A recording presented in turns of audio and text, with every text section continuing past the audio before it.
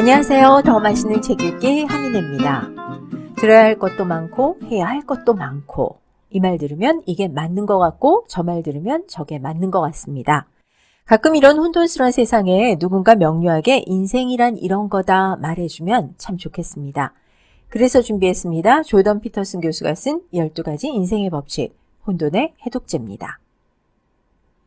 저자인 조던 피터슨은 토론토대 심리학과 교수입니다.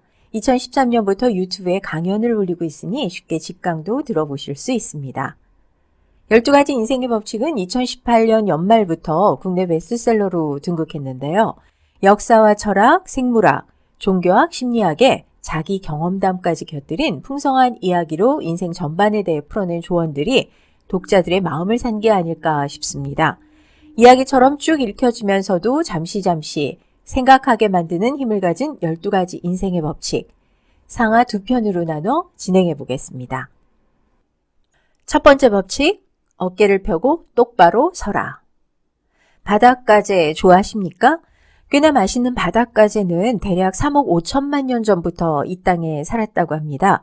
모든 생물체가 그렇듯 바닷가재도 살기 좋은 영역을 두고 치열하게 다투죠. 흥미로운 건 자세만 봐도 누가 이길지를 알 수 있다고 하는데요. 다리를 뻗고 으스대듯 당당히 움직이는 쪽이 대체로 승자입니다. 우리 뇌에도 이런 서열 계산기가 존재합니다. 자신이 승자라고 여길수록 이길 확률이 높아진다는 건데요. 뇌 화학작용 탓입니다. 승자의 호르몬 세로토닌은 자신감 있는 당당한 자세를 취할 때 분출됩니다. 똑바로 선 자세는 이기려는 의지 표명이자 현실에 맞서는 준비 자세입니다. 모습이 주변의 반응을 이끌어내죠. 바닷가재도 아는 3억 5천만 년을 이어온 삶의 지혜. 어깨를 펴고 똑바로 서랍니다. 두 번째 법칙. 당신 자신을 도와줘야 할 사람처럼 대하라. 가끔 처방된 약을 열심히 먹지 않거나 자신보다 반려동물을 더 살뜰히 챙기는 이들을 볼 수 있습니다. 어째서 이런 행동을 하는 걸까요? 창세기 신이 만든 에덴 동산에서 뱀의 유혹에 빠져 선악과를 먹은 아담과 하와는 내쫓김을 당하죠. 아담과 하와의 첫 발견은 자신들이 벌거벗고 있고 또 더없이 약하다는 사실이었습니다. 성서적 사고에서 비롯된 인간은 타락한 피조물이다라는 죄책감과 자기 혐오는 종종 삶을 보잘것없이 느끼도록 만들었습니다. 우리에겐 각자의 혼돈스러운 지옥이 있습니다. 인생이란 거친 길을 나서며 막연한 자기 혐오와 보잘것없다는 위축감은 하등 도움이 되지 않죠. 자긍심과 자신감만이 각자의 질서를 만들 수 있습니다. 살아가기 위해서 누구보다 존중하고 살필 대상, 바로 자신입니다. 법칙 세 번째. 당신에게 최고의 모습을 기대하는 사람만 만나라. 늘 문제가 있는 사람을 친구로 두는 이들이 있습니다. 마음이 약해서, 돕고 싶어서, 정 때문이다 이렇게 말하죠. 프로이드는 인간에게는 과거의 두려운 상황을 반복하려는 무의식적 충동이 있다며 이를 반복 강박이라 정의했습니다. 저자는 자신의 가치를 낮게 보는 사람들은 대체로 삶에 대한 책임을 외면하려는 경향이 있다고 하죠.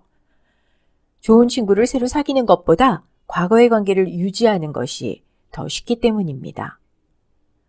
연민이라는 순진무구함이 어쩌면 허영이나 나르시시즘일지도 모른다고 지적합니다. 최고의 모습을 지지하는 이들이 곁에 있으면 함부로 행동하기가 어려워지죠. 소임과 책임을 다하게 됩니다. 선하고 건강한 사람들과 함께하는 일.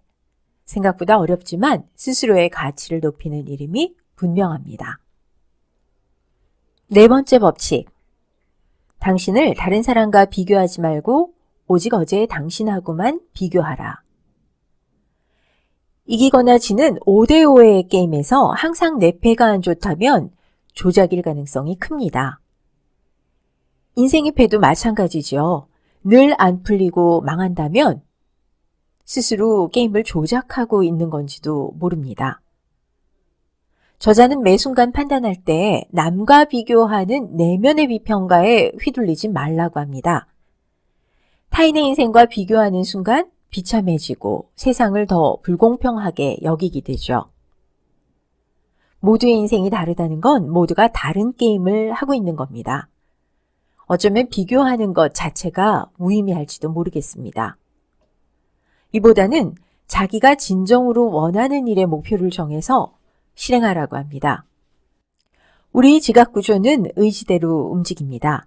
더 나은 나를 만들기 위해 오늘의 집중함이 현명합니다. 5번째 법칙. 아이를 제대로 키우고 싶다면 처벌을 망설이거나 피하지 말라. 장소와 상황 불문 떼를 쓰는 아이들을 따라다니며 진땀 빼는 부모의 모습 많이 보셨을 텐데요. 어떻게 해야 옳은 걸까요? 정말 아이는 순수함의 결정체일까요? 인간을 선과 악의 양면을 지닌 존재로 보는 저자는 자녀에게 반드시 합리적인 한계를 인식시키라고 합니다. 아이는 어른의 반응을 보며 언행의 한계와 범위를 인식하죠. 때문에 해야 할 것과 해서는 안 되는 것이 명료해야 합니다.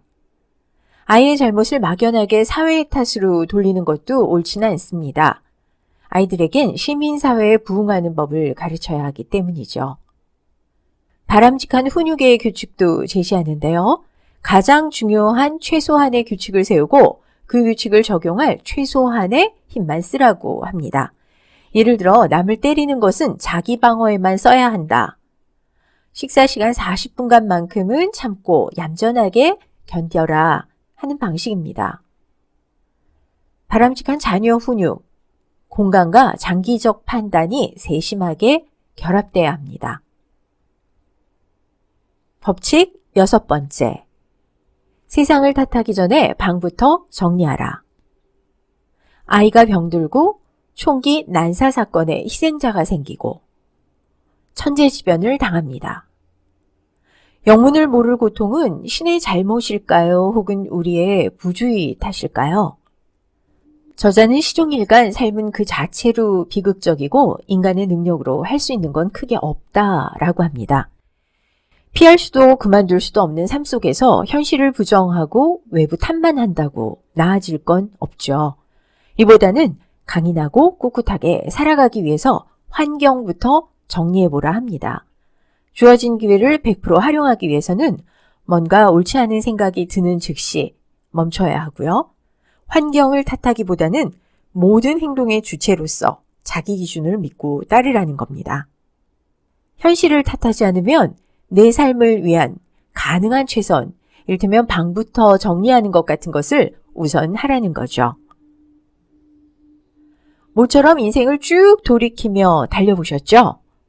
어떻게 살아야 하는지에 대한 조언들은 많지만 조던 피터슨 교수처럼 현실적이고 단호한 지침은 쉽게 볼 수 없는 것 같습니다.